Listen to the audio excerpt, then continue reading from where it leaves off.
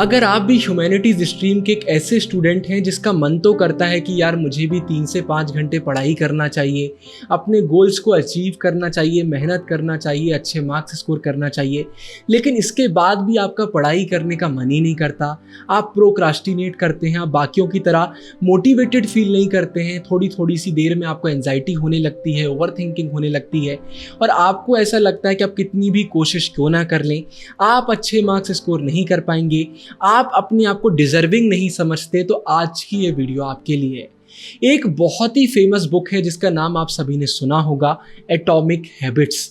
इस बुक के author James clear हमें बताते हैं कॉन्सेप्ट के बारे में, जिसे अगर आपने फॉलो कर लिया तो आप आराम से पढ़ाई कर रहे होंगे, किसी को आपको टोकने की ज़रूरत नहीं पड़ेगी, आपका अपने आप मन करेगा पढ़ाई करने का, बाकियों की तरह पढ़ने लग जाएंगे और धीरे धीरे आप नोटिस करेंगे कि आप भी अच्छे मार्क्स स्कोर करने लग जाएंगे और फाइनल एग्ज़ाम आते आते आप एक बहुत अच्छे स्टूडेंट बन जाएंगे। तो इस वीडियो को एंड तक देखिए, वही मैं आपके साथ आज शेयर करने वाला हूँ जो कॉन्सेप्ट उस बुक में दिया हुआ है।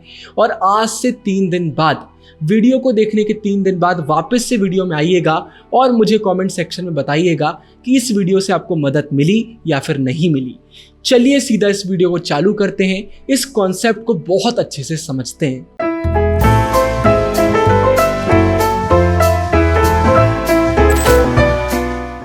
तो एटॉमिक हैबिट्स बुक में हमें 4 लॉस पता चलते हैं और जेम्स क्लियर का कहना है कि अगर आपने इन 4 लॉस को फॉलो कर लिया तो आप कोई भी हैबिट बना सकते हैं और किसी भी बुरी हैबिट को ख़त्म भी कर सकते हैं। तो चलिए इसी कॉन्सेप्ट को हम पढ़ाई के लिए यूज़ करते हैं। और एक बात को बहुत अच्छे से याद रखिएगा, पहले लॉ के बिना आप सेकंड में नहीं जा सकते, सेकंड के बिना आप थर्ड में नहीं जा सकते।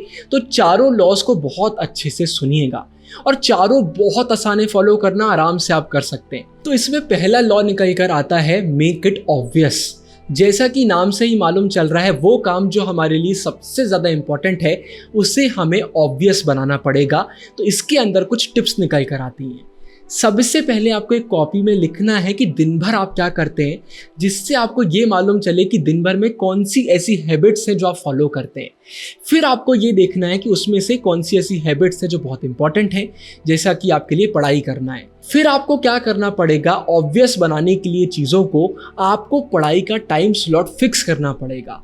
खुद से ये मत बोलिए कि मुझे आज ये वाला चैप्टर करना है, खुद से बोलिए कि मुझे आज इतने बजे ये वाला चैप्टर करना है। इसे हम इम्प्लीमेंटेशन टेक्निक बोलते हैं। जब आप इम्पॉर्टेंट टास्क के लिए कोई टाइम फिक्स कर लेते हैं ना, तो आप खुद को मजबूर करते हैं उस काम को करने के लिए।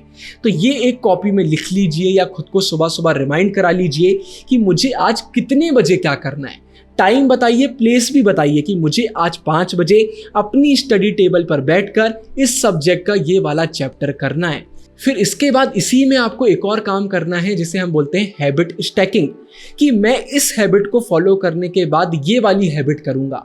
मतलब ये वाला चैप्टर करने के बाद मैं इस चैप्टर का रिवीजन करूँगा या फिर करूँगी। अगर आप एक हैबिट को दूसरी हैबिट से लिंक कर लेते हैं ना, तो एक फ्लो बनने लग जाता है। और आपको अपने इन्वायरमेंट पर भी काम करने की बहुत ज़रूरत है। अपने मोबाइल में मत लिखिए आप आज या कल क्या करने वाले, अपनी स्टडी टेबल के सामने लिखिए। जहाँ पर आप घर में सबसे ज़्यादा टाइम स्पेंड करते हैं वहाँ पर अपनी बुक रखिए। मतलब दिन भर बार बार आपको वो चीज़ें दिखना चाहिए जो आपके लिए सबसे ज़्यादा इंपॉर्टेंट हैं। जब वो चीज़ें हमें बार बार दिखती हैं, हम उनके लिए टाइम स्लॉट फिक्स कर लेते हैं, हैबिट्स को आपस में लिंक कर लेते हैं, अवेयर हो जाते हैं कि दिन भर हमें क्या करना है क्या नहीं करना है, अपने आप हमारा मन लगने लग जाता है। तो लॉ पहला हमारा निकल कर आता है, मेक इट ऑब्वियस। फिर इसके बाद अगला लॉ निकल कर आता है, मेक इट अट्रैक्टिव। और इसमें 3 इंपॉर्टेंट पॉइंट आते हैं। पहला पॉइंट आता है टेम्पटेशन, मतलब वो जो आप करना चाहते हैं और वो जो आपको करना चाहिए, इन 2 चीज़ों को लिंक कर दीजिए। जैसे अगर आपका मोबाइल चलाने का बहुत मन कर रहा है तो खुद से बोलिए पढ़ने के बाद मैं मोबाइल चलाऊंगा, तो आप पढ़ने बैठ जाएंगे। आप पढ़ने बैठेंगे, आप खुश रहेंगे क्योंकि आपको मालूम है कि पढ़ने के बाद मोबाइल चलाना है। तो इस टेक्निक को भी यूज़ करना चाहिए। सेकंड नंबर पर आपको एक ऐसे इन्वायरमेंट में रहना चाहिए जो आपको फोर्स करे अच्छा काम करने के लिए। इसलिए मैं आपसे बार बार बोलता हूँ, हमारा टेलीग्राम ज्वाइन कर लीजिए, वहाँ पर आपको ह्यूमैनिटीज़ के बच्चे देखने को मिलेंगे। मैं रेगुलरली ऐसे पोस्ट डालता हूँ जिससे आप मोटिवेट हों। तो जब आपको आसपास के इन्वायरमेंट से मोटिवेशन मिलता है ना, ऐसे लोगों के बीच आप आप रहते हैं जो आपसे आगे हैं या मेहनत कर रहे हैं, तो आपका भी मेहनत करने का मन करता है। और इसके बाद तीसरे नंबर पर आता है इम्पॉर्टेंट काम करने से पहले, मतलब पढ़ाई करने से पहले वो कर लीजिए जो करके आपको बहुत अच्छा लगता है। आप गाने सुन सकते हैं, दोस्त से बात कर सकते हैं, थोड़ा बहुत कुछ ऐसा काम कर सकते हैं जिससे आपको थोड़ा अच्छा महसूस होने लग जाता है। वो हर किसी के लिए अलग अलग हो सकता है। तो ये आप करेंगे ना तो थोड़ा सा आपका मूड अपलिफ्ट हो जाएगा, फिर पढ़ने में आपका मन करेगा। तो मेक इट अट्रैक्टिव, मतलब इंपॉर्टेंट काम को अट्रैक्टिव बनाना बहुत ज़रूरी है। तो इन 3 स्टेप्स को फॉलो करिए। फिर इसके बाद थर्ड लॉ निकल कर आता है मेक इट ईजी। और पढ़ाई को इजी बनाने के लिए भी इस बुक में कुछ पॉइंट्स दिए हुए हैं। पहला पॉइंट निकल कर आता है कि हमें फ्रिक्शन कम करना है। मतलब आप पढ़ने बैठना चाहते हैं, लेकिन बैठने के पहले जो स्टेप्स आते हैं उन्हें कम करने की ज़रूरत है।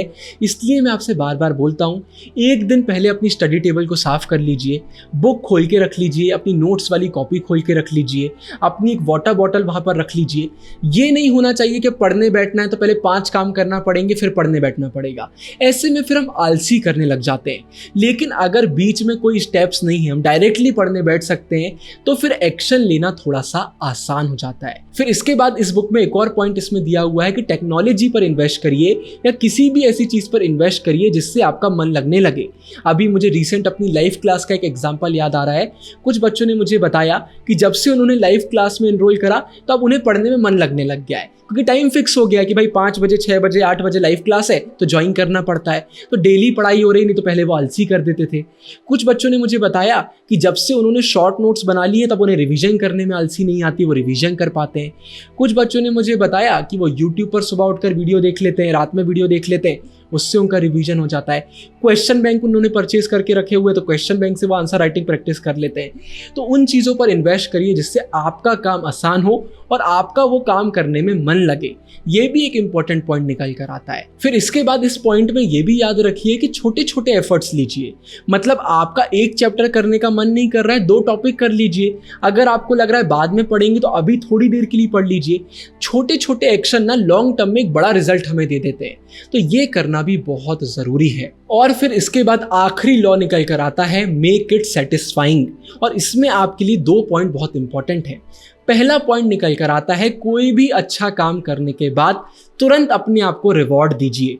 जब हम खुद को रिवॉर्ड देते हैं हमें अच्छा लगता है। आपको दोस्तों से बात करना अच्छा लगता है, डांस करना अच्छा लगता है, मोबाइल चलाना अच्छा लगता है, कुछ भी अच्छा लगता है, पढ़ने के तुरंत बाद थोड़ी देर के लिए वो काम करिए। जब आप खुद को रिवॉर्ड देते हैं तो आपको अच्छा लगेगा।